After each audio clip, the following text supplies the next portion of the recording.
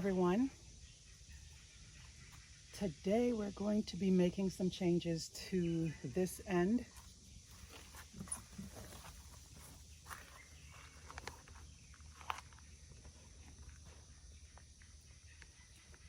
We're going to be making some changes to this end of the long flower border.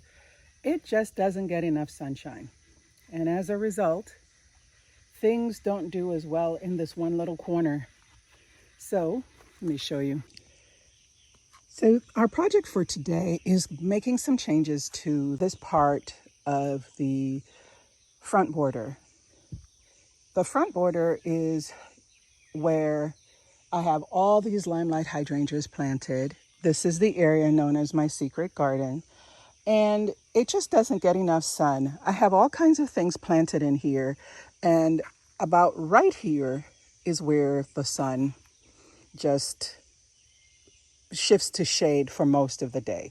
So what I'm going to do is move these full sun items elsewhere in the yard and then put shade items. So hydrangeas, hostas, and the like here. Because as you can see, the Nepeta does okay. The lamb's ear does okay. But that's because they get a lot more sun before the summer solstice, and after that the sun position changes and this becomes more shade. So we're going to just make this portion forward a shade garden. I mean, look at this hosta in this pot. It's doing fantastic. Over here as well, these are hydrangeas, and you see they're all reaching, so they're getting a lot more shade. So we're going to just roll with it. One of the other tasks that I did is put algae cleaner in the fountain, and I am going to plant this Japanese maple that my husband purchased for me at Home Depot yesterday. I want to get it in the ground and let it anchor this corner. It's supposed to be a bloodgood, but I don't believe it. Look at these leaves. These do not look like bloodgood leaves. I have 5 bloodgoods in the yard, and it just doesn't look like one. But you never know. Sometimes if they're getting too much sun, they will do this where they convert to green. So I'm going to plant it and see, but I love the plant, and it's going to fill right here. So I'm going to move that sunshine ligustrum, move this limelight up by my office, and then there's a rose bush here. I'm going to move that someplace else. I don't know yet. And I'm going to leave the rest of the things for right now. Let's get going. This area of this flower bed has always struggled for me. The fact that things were not as big as the rest of the bed, and the fact that it didn't really have a lot of color because the things that should be blooming didn't get enough sun to bloom, frustrated me for the last couple of years. So I finally got to the point where I said, you know what, enough of this. I'm going to move some things around, which anytime I get a bee in my bonnet in the garden, I do it then and there, even if it's not necessarily the best time to do it. The only thing I don't take chances with are my roses, because I pay so much for those and they're my absolute favorite that I don't take the chance of them not returning. So here I'm digging up the limelight hydrangea, and limelights make up the bulk of the long front border. There were 13. With the removal of this one, there are now 12. I also had another limelight elsewhere in the yard.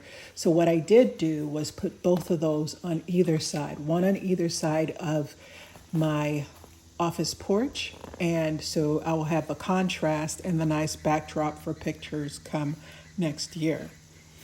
Here I'm now moving the sunshine ligustrum, and sunshine ligustrum are a wonderful shrub. They are a chartreuse color in the right conditions, and you can actually prune them to be little round mounds, or you can allow them to grow and be a shrub. In my front border, I have them as shrubs.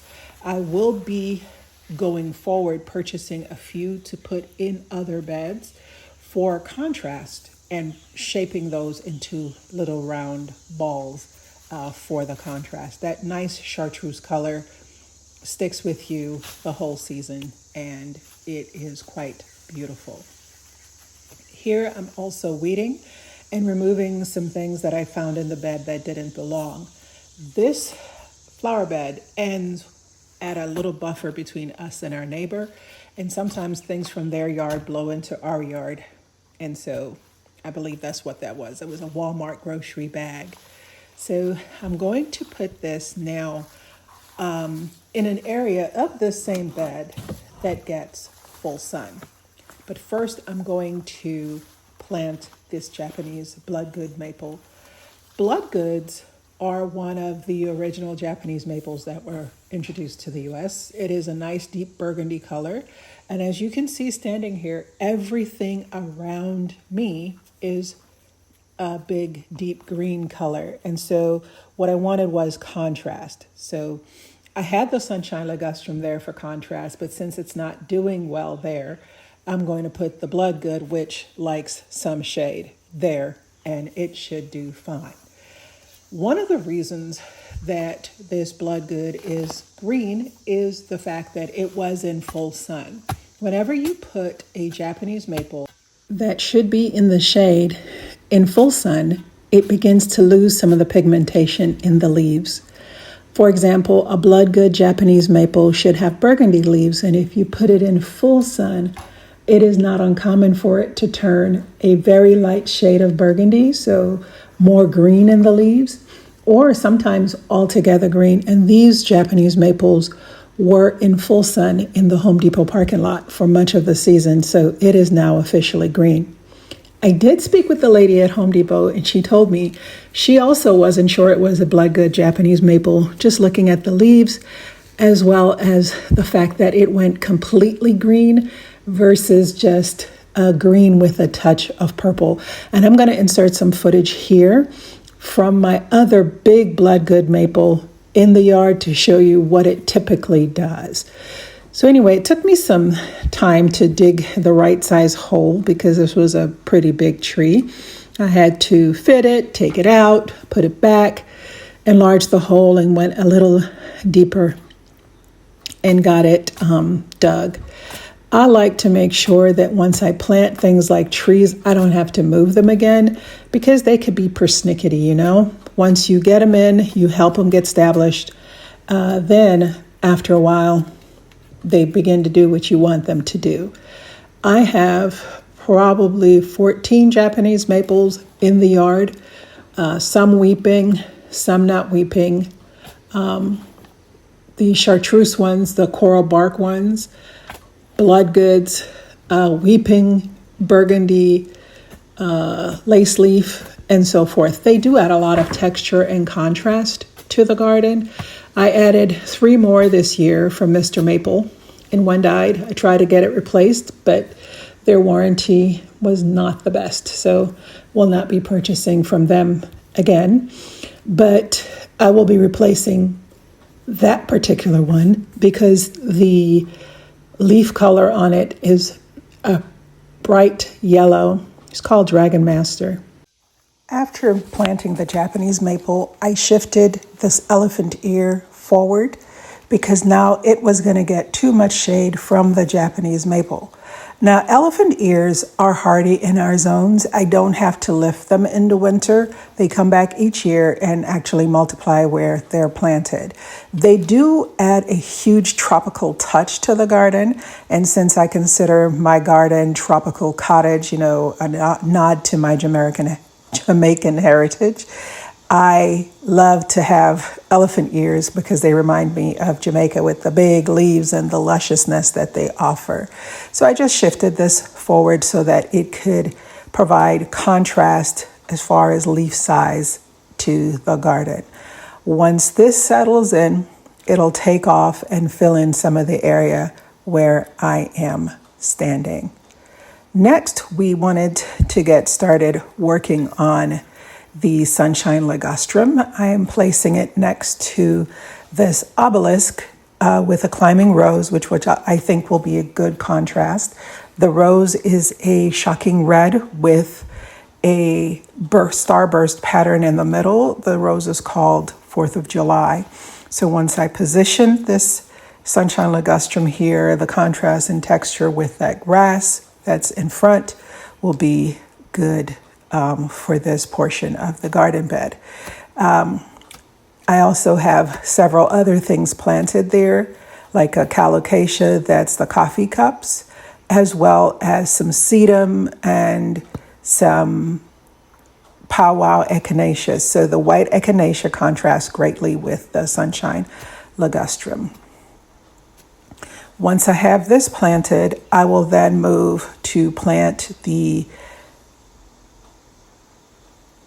hydrangea in the area up by my studio, and I will show you footage of what everything looks like a couple of weeks later so that you can see how they settled in.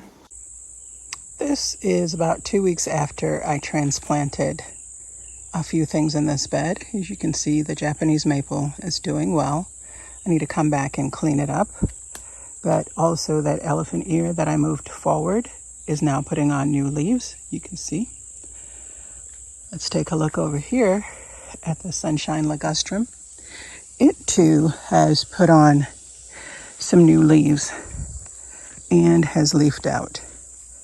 I'm waiting for it to get its sunshine color, which it will once it's exposed to more sun. So, but it has done well with the transplant.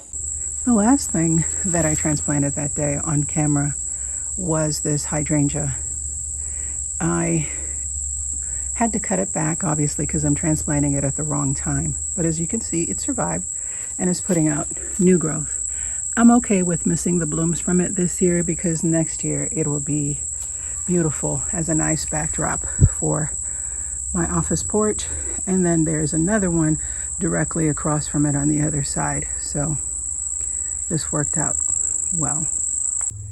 Thank you so much for joining me today as I transplanted some things in the garden, moved things around so that it'll make more sense later. You may not see the full effects of why I did it now, but in the future, when the plants fill in and they begin to thrive in their new location, it'll make more sense.